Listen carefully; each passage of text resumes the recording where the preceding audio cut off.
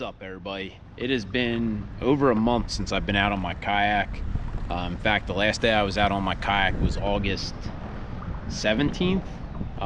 It's now October, and if you've been watching my videos the last, I don't know, 5-6 weeks, they've all been summer videos, so there's gonna be a weird gap from my last summer video to this video.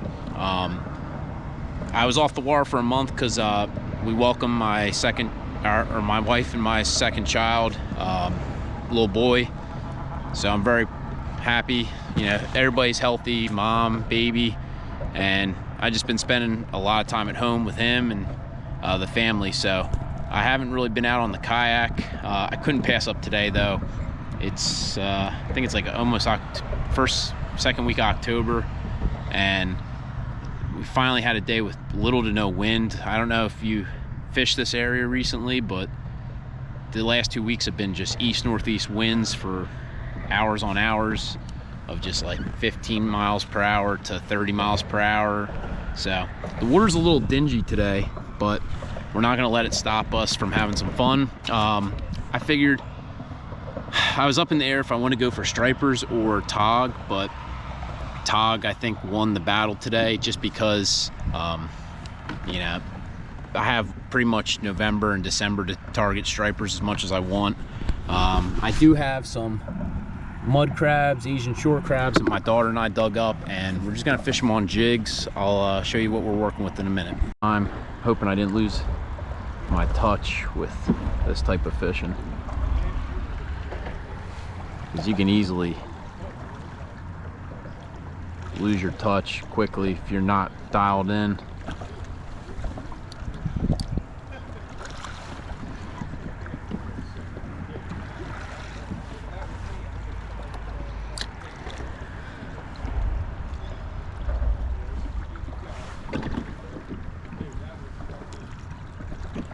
There's a fish. There we go. I think it's a Tautog or a sea bass, something small. My guess is Tautog. Yeah. All right. Didn't lose the touch. Whoa. Let's get you back in the water. All right. Yeah. Tautog. All right.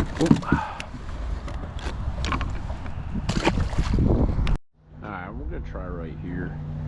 I had to move because I was getting blown all over the place with the tide. I'm gonna wait till it slows up a little bit. Ooh, there's a hit. Oh, wow. Okay, so that's a good sign. Maybe not great that I missed the hook set that bad, but that was like instant hit. I don't know though, it could have been little Tautog, little could have been little sea bass this time of year. Oh yeah, I think that was a little Tautog.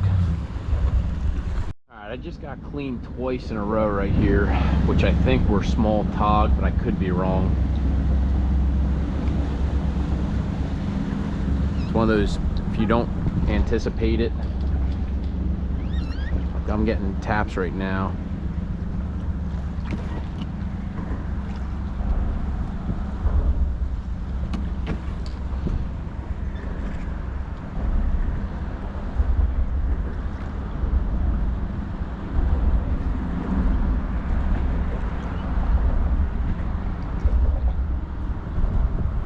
Drop it down a little bit further, maybe.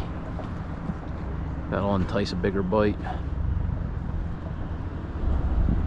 There's a fish, small fish. Yep, what'd I say?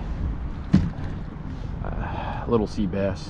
I had a feeling that didn't feel like a sheep, didn't feel like a striper.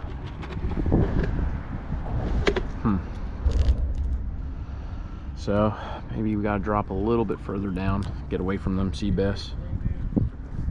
Let me hook this guy on.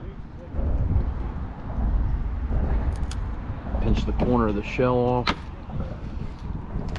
and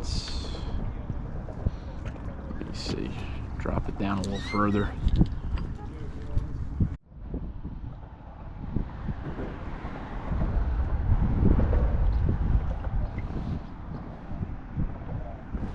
There's a fish. There's a fish. Ooh. Let's go. Although he's got me in there. Oh no. He's got me in there. Oh, gotta get him out. Gotta get him out. I think I got him out. Whew. Talk about close combat, man, when you're next to these pilings. My rule of thumb with any type of fish like this, close to structure like that, is the first few pumps out. I think that's a tog. Nice tog. First few pumps out, you gotta just get them out of the structure, and then once again in open water. Wow, that's a really nice tog. Look at this monster. Holy smokes, that's one for the dinner plate, man. Look at this jumbo tog, man. This, you can't really beat this in the fall for New Jersey fishing. Alright, let's try dropping back on that piling that we just had that fish. See if anybody else is home.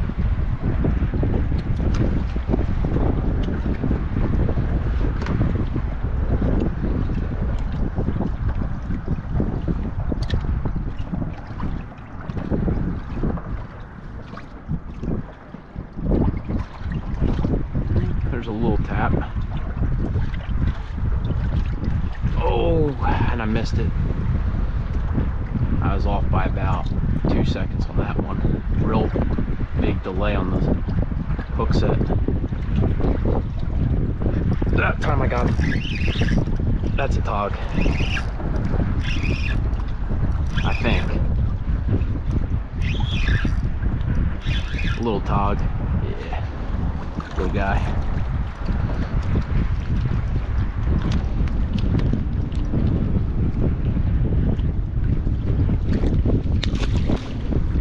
Alright, so this piling's definitely got fish on it.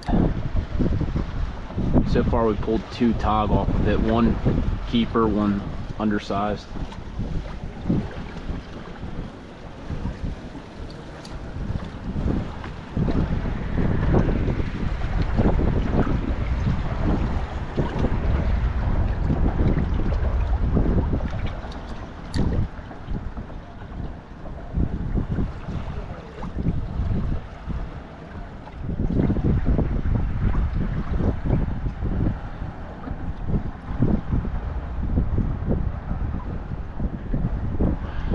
Some type of debris right there. I'm gonna pull it up before I drop all the way into it.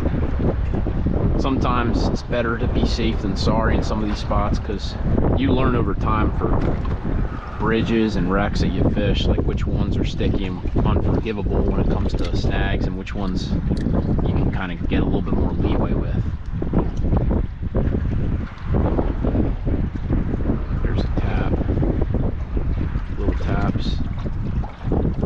There we go.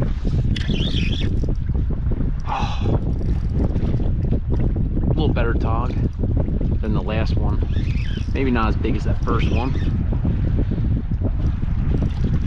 Dang, he's got a piling right there. You'd always tell when you feel like that dead weight. Oh, easy release. Alright, go back to the well until it dries up. And I guess I could be, some people would say, oh, you should try elsewhere, work as many pilings as you can, but I've learned on days like this where it's kind of been a little bit tougher to get the bite started, that wherever you're getting a bite, just ride it out till it ends. There's another little fish, little sea bass, got a big hip, son of a gun.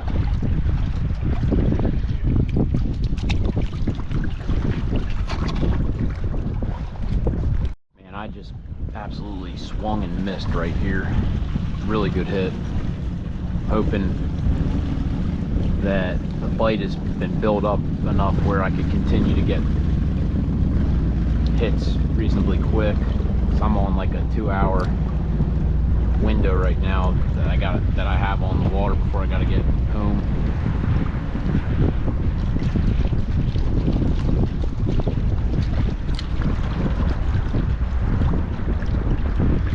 There we go.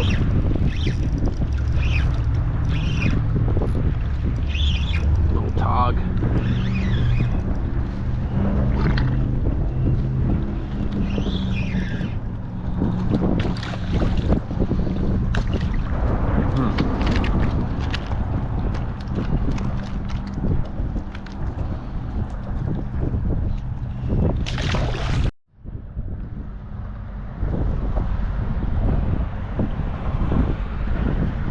There we go. There we go.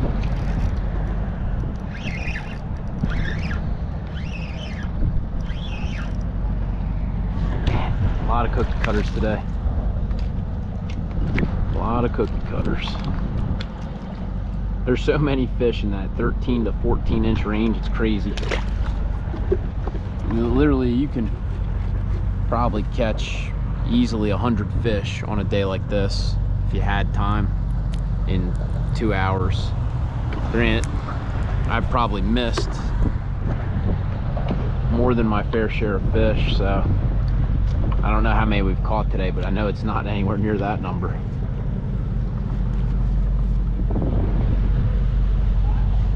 And it stinks, man. Like, you only get a certain amount of time where these bigger fish move in, and then they're gone once that water temp drops.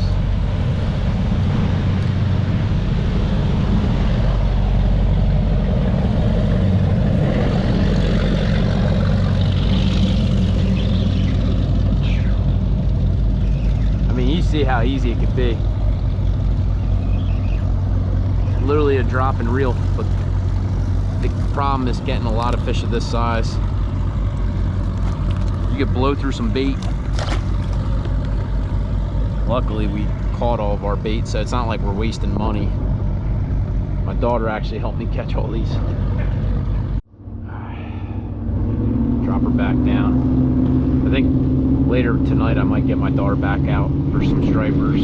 I was up in the air if I wanted to come out and fish crabs or fish for stripers, but I try to remind myself that the stripers will be here until, you know, December 31st. At least that's the longest or the latest you could target them until the state closes them until March.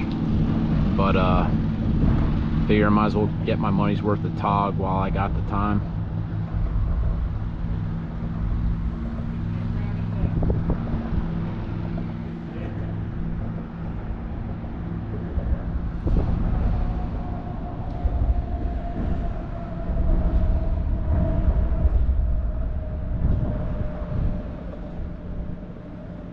Ooh, there's a hit. These tog are smart too. Like, they'll grab the end of the crab, and sometimes you can't. You go to set it, and literally it just rips the crab off for them.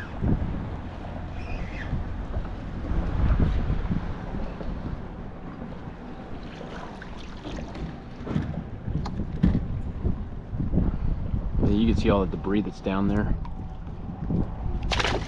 I'll try dropping right here somewhere slightly different than where we were before, but I'm assuming there's probably some more tog right behind this piling. Biggest key, like I always say when you're fishing for tog, is as soon as you get on bottom, man, getting that line tight.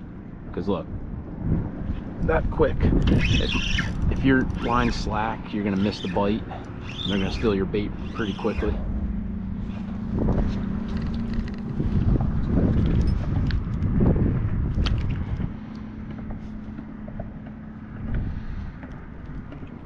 That guy was not getting away. Alright, let's try one last drop here. See if I can't swing it into the bridge. The wind's got a hold of me here. There's a fish. Oh. Oh yeah. What did we hook? What, Tog maybe?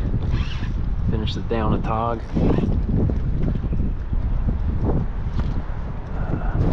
Yeah, I think it's a Tog. Yeah, not a bad one. Well, that's one way to finish a day. Dark Tog, man. Look at that beauty.